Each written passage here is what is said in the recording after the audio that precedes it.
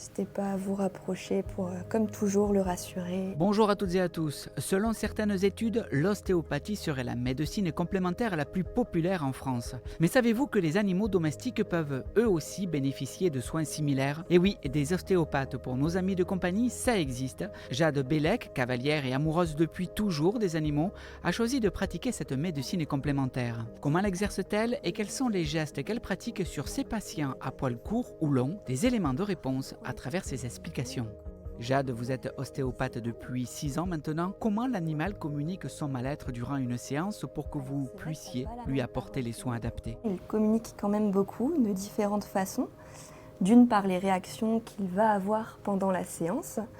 On va également avoir des informations au niveau de sa posture, de ses déplacements, qui en disent long sur les zones qui peuvent être problématiques.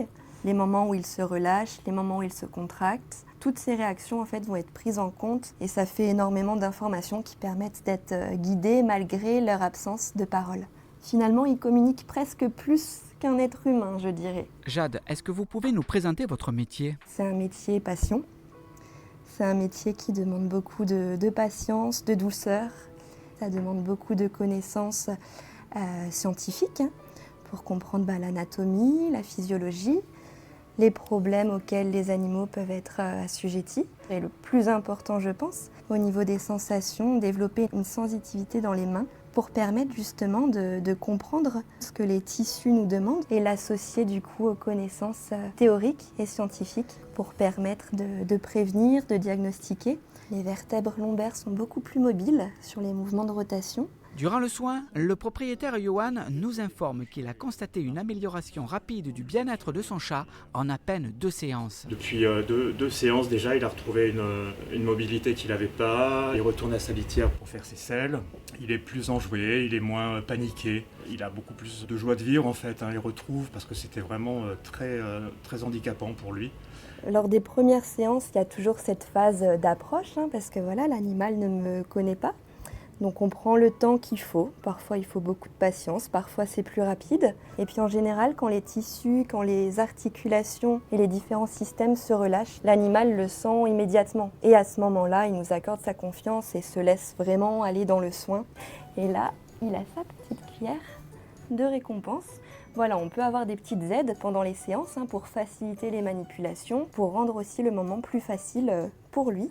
Le but, c'est que l'animal passe un bon moment. La priorité, c'est de respecter l'animal avant toute chose. Moi, je veux absolument que l'animal soit en contact de son partenaire humain pour qu'il soit là pour lui parler, le rassurer.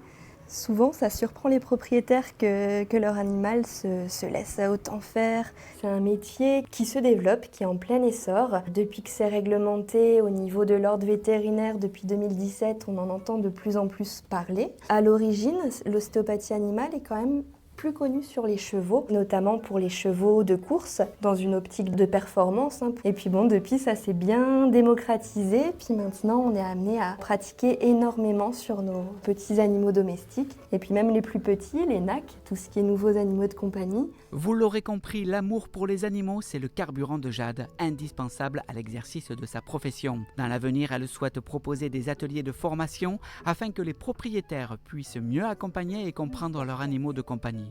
C'est la fin de ce reportage. On se retrouve demain pour la découverte d'une profession méconnue dans le milieu de la créativité. À demain!